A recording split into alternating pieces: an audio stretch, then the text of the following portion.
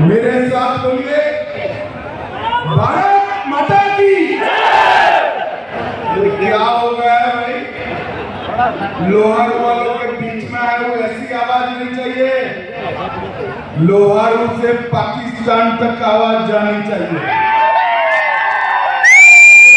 दोनों हाथ उठाइए, उठाइए दोनों हाथ, विजय के संकल्प की मुट्ठी दीजिए और प्रचंड आवाज से बोलिए, भारत माता की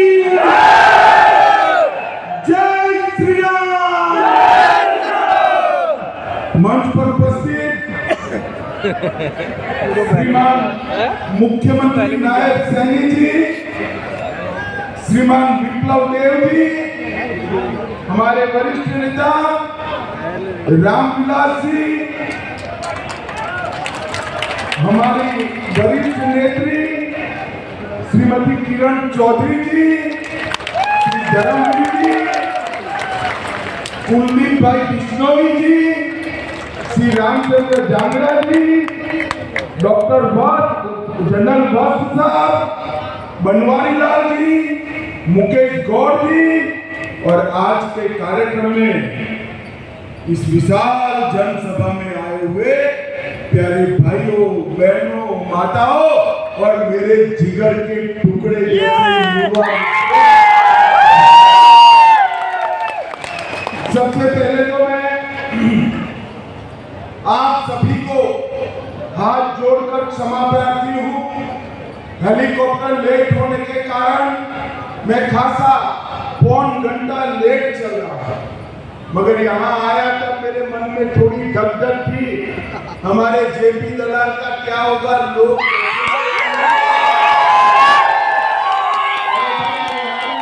तो कमाल कर दिया, पूरा पेंडोल भरकर पेंडोल भाइयों बहनों, मैं मां भवानी और यहाँ की प्रसिद्ध पहाड़ी माता के मंदिर को प्रणाम कर मेरी बात की शुरुआत करना चाहता हूं। मैं छोटी काशी में आया हूं, तब मैं बताना चाहता हूं भाई, ये हरियाणा कहने में तो, देखने में तो हमारा एक छोटा सा प्रदेश है, दिल्ली के नजदीक है, परंतु पूरा देश हरियाणा को 3 बातों के लिए याद करता है। सबसे पहले मैं मातृशक्ति को प्रणाम करता हूं, क्योंकि आजादी के बाद जितने भी मोर्चे पर जवान गए, इसमें सबसे ज्यादा जवान मेरी इस वीर भूमि हरियाणा के गए। जब देश में खाद्यान्न का इंपोर्ट करना पड़ता था, आयात करना पड़ता था, और देश को जब जरूरत पड़ी तब खाद्यान्न के भंडार भरने का काम भी मेरे इस हरियाणा के किसान ने किया। अब भाइयों बहनों, अभी ओलंपिक हुआ, पैरा ओलंपिक हुआ, पैरा ओलंपिक हो या ओलंपिक हो, जब भारत का नाम तालिका में आता है, हमारा हरियाणा सबसे ऊपर होता है। हरियाणा में धाकड़ वीर जवान लिए, धाकड़ खिलाड़ी लिए, और धरती के सीने से पूरे देश की भूख को भरने वाला, अनाज पैदा करने वाला, जगत का ताज देने का काम भी हमारे हरियाणा में। और मोदी जी ने ये तीनों क्षेत्र के अंदर 10 साल के अंदर हरियाणा के मूल की तरह किसान के लिए, खिलाड़ियों के लिए और बाकी सब चीजों के लिए विकास करने का काम होता है। मैं यहाँ आया हूं तब मैं चौधरी बंसीलाल जी को भी प्रणाम कर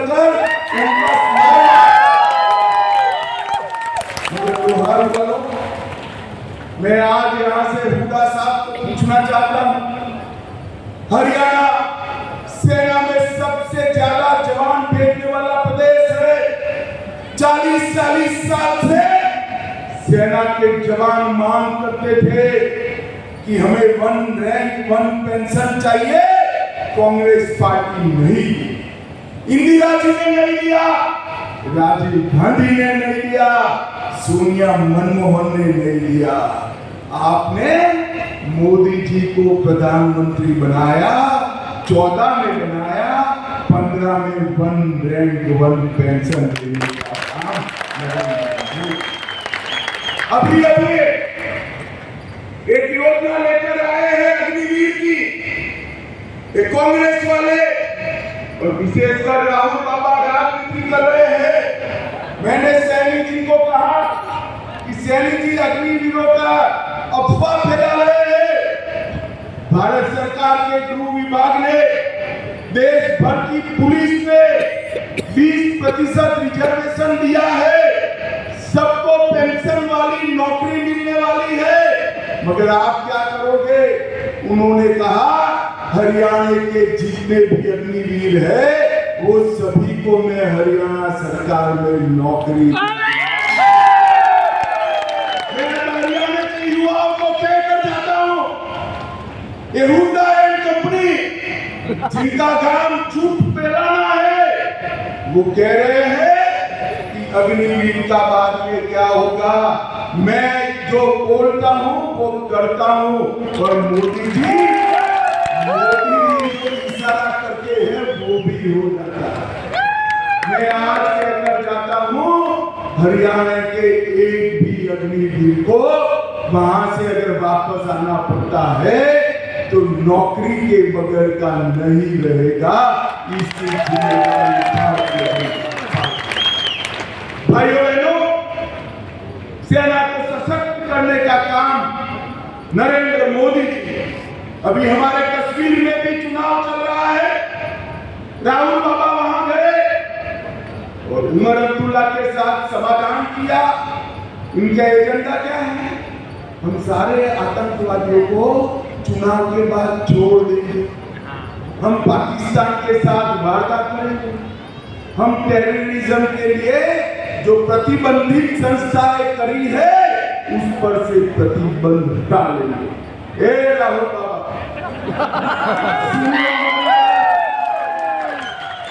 ऊपर नरेंद्र मोदी बैठे हैं, नीचे भी आपकी सरकार नहीं बनी है।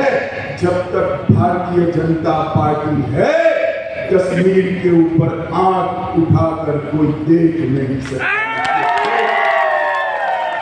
मुझे बताओ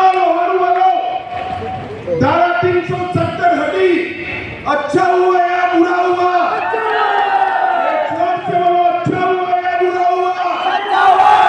ये धारा 370 वापिस लाना चाहते हैं। हुडा साहब, ये लोअर लोग पूछ रहे हैं आप धारा 370 के बारे में क्या बताओगे? मैं बताता हूँ, हुडा जी हो या राहुल जी, जितना भी जोर लगा दे मोदी जी पर भरोसा करना, धारा 370 कभी नहीं है। कश्मीर के लिए 370 हटाई, उसका जिक्र कर रहे हैं। अरे राहुल गांधी, हम तो वो पार्टी है जो मानती है पाकिस्तान वाला कश्मीर भी भारत का है। भाइयों बहनों, हजारों हरियाणा के युवान हमारे कश्मीर को बचाने के लिए शहीद, लोग कश्मीर में फिर से आतंकवाद। हम सब तय करें कि एक बार कांग्रेस को इस मुद्दे पर जवाब। भाइयों बहनों, किसानों की बात करते हैं, खिलाड़ियों की बात करते हैं। हमारी 10 साल की सरकार ने कोई जिला ऐसा नहीं छोड़ा जहां पर खेल के लिए अच्छा मैदान नहीं है, अच्छा मैदान नहीं है। और मेरी नायब सिंह से बात हुई है, इसके बाद हर ब्लॉक में, हर तहसील में खेलने की और कोचिंग की सुविधा भारतीय जनता पार्टी की सरकार। और मैं आज हुडा साहब को पूछना चाहता हूं, हुडा साहब, आपने भी कोई कम राज तो नहीं किया, यहाँ काफी समय राज किया। आप बताइए, आप एमएसपी पर कितना खरीद करते हैं? बताइए मेरा, कितने क्रॉप लेते हैं? भाइयों बहनों, एमएसपी पर ज्यादा से ज्यादा पूरा साहब ने 4 ही क्रॉप को लिया था। आज हमारा नायब सिंह 24 क्रॉप को लेकर किसानों का 25 और एमएसपी पर सबसे मान के तेरी बात हुई है तो 10 साल के भारतीय जनता पार्टी के शासन में क्या बात कर रहे हो साहब? एमएसपी रटे जाते हो। मैं आज कहता हूं, एक भी दाना, ये 24 क्रॉप का जो लगभग हरियाणा के सभी क्रॉप है, इसका एक भी दाना खाली नहीं रहेगा। नायब सिंह आपका एक दाना खरीद कर लेंगे। भाइयों बहनों, हरियाणा ने हमेशा मोदी जी को आशीर्वाद दिया। 14 में आए, 4 की जगह 47 सीटें दी। 19 में आए, सरकार बनाई। अब 24 में आए हैं, बनाओगे या नहीं बनाओगे? बोलो, बनाओगे या नहीं बनाओगे? अभी मैं दिल्ली एयरपोर्ट पर लेट हो गया, कोई पत्रकार का फोन आया कि साहब हरियाणा जा रहे हो? हाँ भाई हरियाणा जा रहा हूं। उन्होंने कहा वहां कांग्रेस की आपसे लड़ाई नहीं, मतलब बीजेपी से नहीं। तो मुझे आश्चर्य हो गया, क्या बात कर रहे हो यार? 2 ही पार्टी है वहां, कांग्रेस और भाजपा। तो कांग्रेस की किसके लड़ाई है? कि उनकी लड़ाई कांग्रेस के साथ ही ये 4 लोग मुख्यमंत्री बनना चाहते हैं और एक दूसरे मुझे बताओ भाई, जो पार्टी अंदर लड़ने का तय करी हो वो चुनाव जीत सकती है क्या? अरे जोर से तो बोलो, जीत सकती है? मैं लोहार आया, ऐसे यहीं से प्रचार का सबूत किया है, मान कर चलो आप। लोहारों में मेरी पहली सभा है, इस चुनाव में पहली सभा।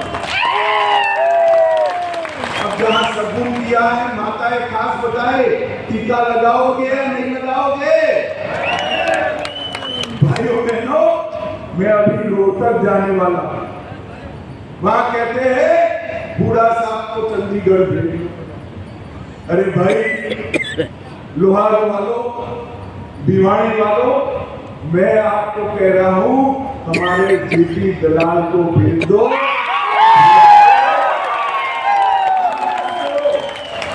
आप उसको विधायक बनाकर भेजो, इसको बड़ा आदमी बनाने का।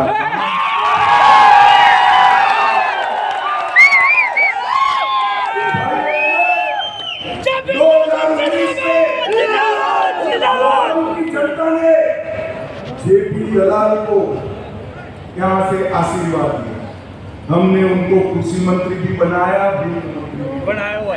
और कृषि मंत्री बनते ही यहाँ से लेकर राजस्थान, पूरे हरियाणा में नहरें बिछाने का काम हमारे जेपी दलाल ने।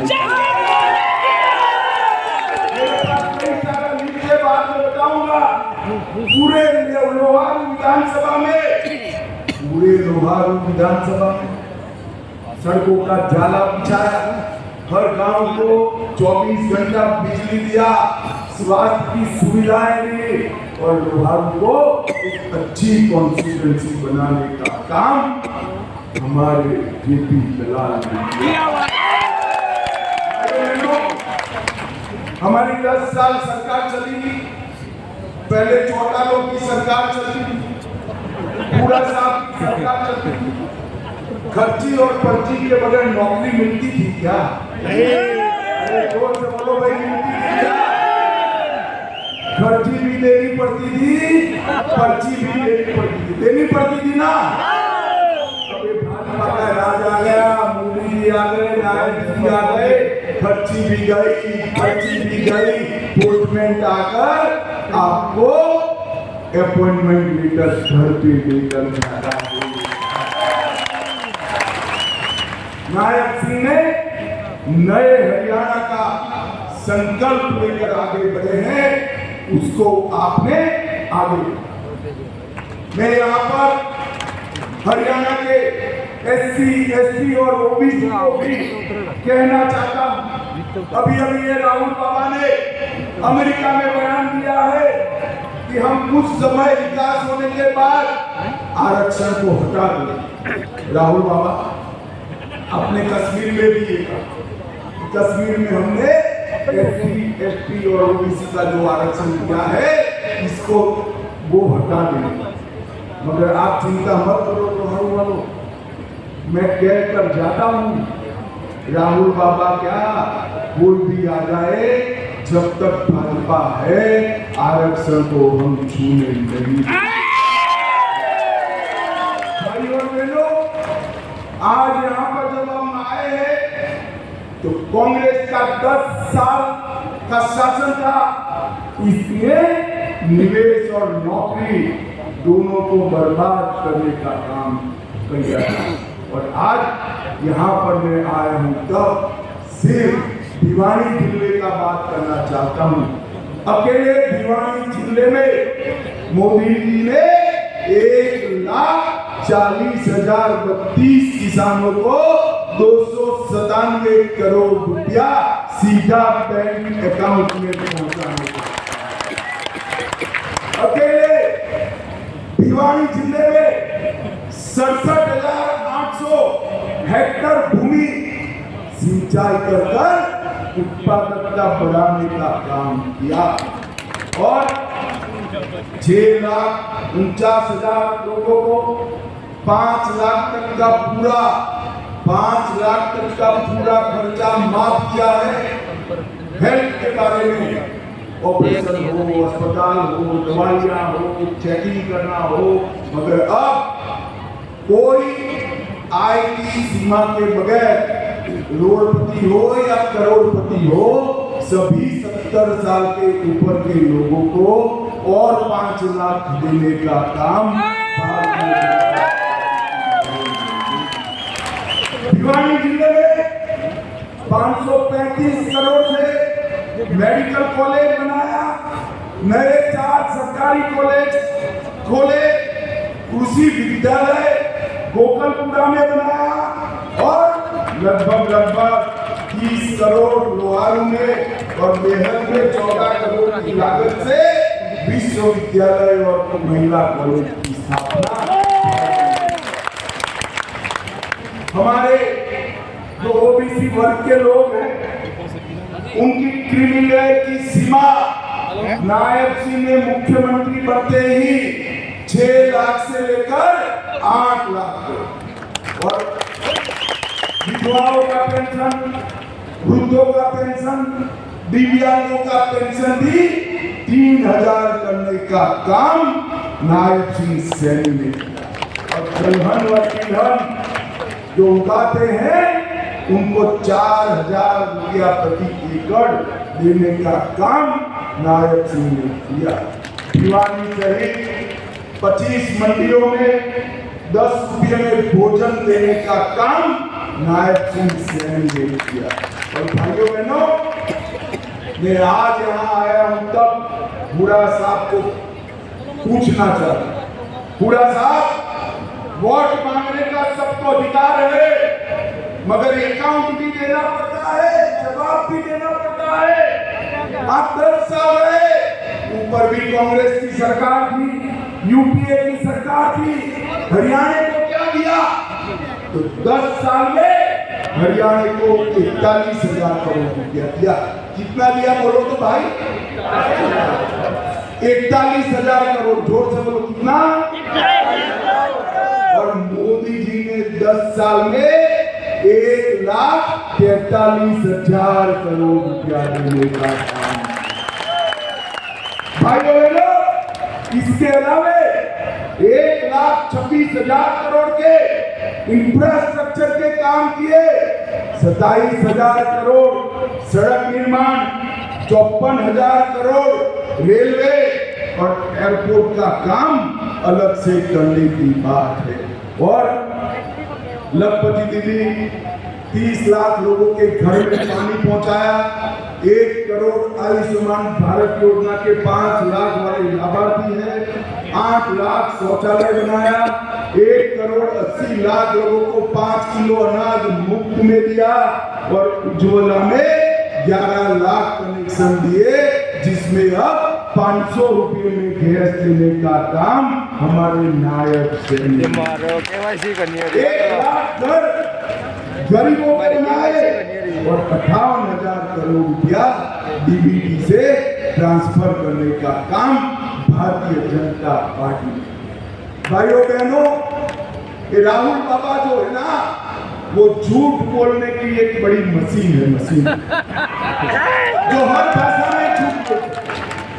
मैं आज पूछना चाहता हूं, राहुल बाबा, आप हरियाणा के चुनाव के पहले स्पष्ट करिए कि कश्मीर के धारा 300 हटाने का काम, 370 हटाने का काम हुआ, वो अच्छा हुआ है।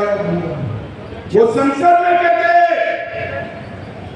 कि अयोध्या में एसपी के एमपी जीते। अरे भाई, चुनाव में तो हार जीत कई बार हुई। अब वो कहते हैं हमने अयोध्या के मकसद को हरा दिया। अयोध्या में मकसद क्या था हमारा? भगवान राम, बाबर ने राम मंदिर तोड़ा था, वहां राम मंदिर बनाना। लोहार वारों बनाना चाहिए या नहीं बनाना चाहिए? जोर से बोलो भाई, बनाना चाहिए या नहीं बनाना चाहिए? मोदी जी ने इसका भूमि पूजन भी किया और उसकी प्राण प्रतिष्ठा कर आज रामलला को सम्मान के साथ भव्य मंदिर में बिठाने का काम हमारे नरेंद्र। राहुल बाबा को इलाज नहीं आता। राहुल बाबा, आपको पसंद आए ना आए, ये देश की जनता के दिल की आवाज है कि अयोध्या में राम मंदिर बनना चाहिए, बनना चाहिए। मैं सिर्फ जेपी दलाल मेरे मित्र है इसलिए नहीं आया हूं।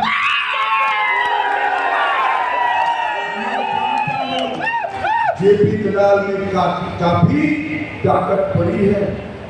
आप एक बार यहाँ से आशीर्वाद लेकर चंडीगढ़ भेज दो, आगे का काम